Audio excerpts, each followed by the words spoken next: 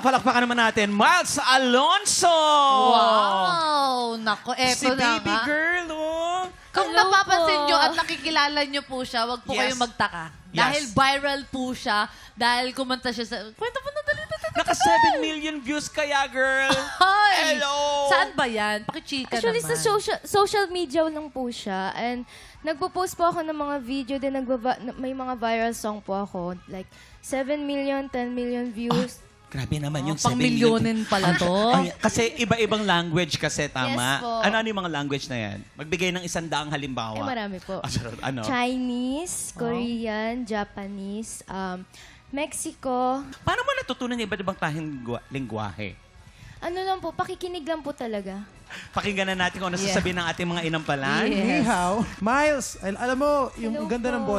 boses mo very Gen Z friendly. Okay, gusto ko yung rap part. Nakuha mo yung rhythm, nakuha mo yung flow. Ang ganda nung phrasing, hindi siya, kumbaga hindi pilit. Doon lang sa part na sa singing part, na para lang siyang masyadong naging ballad. May mga phrasing or may mga words na napoprolong or nahahabaan na bagay siya sa mga ballad songs. So, ano lang, kumbaga, kasi nakakatulong din yun sa feel yung diin, yung gigil dun sa part na parang medyo nawala yun kasi naging soft siya dahil nagtunog ballad. Aside from that, wala na akong iba pang masyadong napansin. Nasa tono naman yung pagkanta mo. So, congrats. Thank you so much po.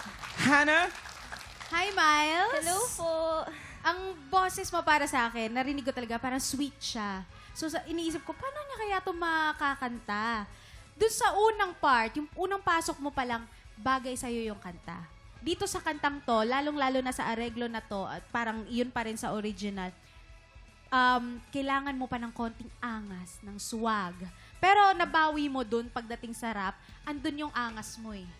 So, kailangan mo lang siyang matutunan paano siya i-apply doon kapag kumakanta ka na. Yun lang. Yes po, thank you po. Kailangan na, Paano? habang may tax sa...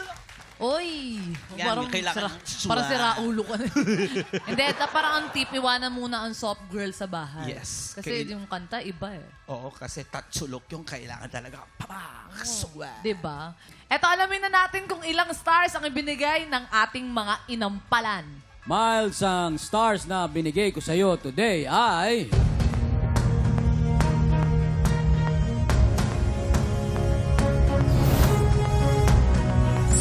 Three stars ang binigay sa ni Sir Renz.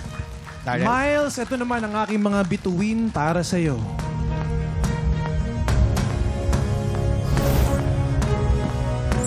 Three stars naman ang binigay ni Darrell. Maraming salamat sa iyo. Thank Good you so much luck. po. Salamat sa ating mga inampalan. Malalaman natin mamaya kung ilang stars ang ibinigay sa'yo ni Hannah. Ang susunod nating kalahok, ang record officer mula sa Bukidnon, Pearly Habilona.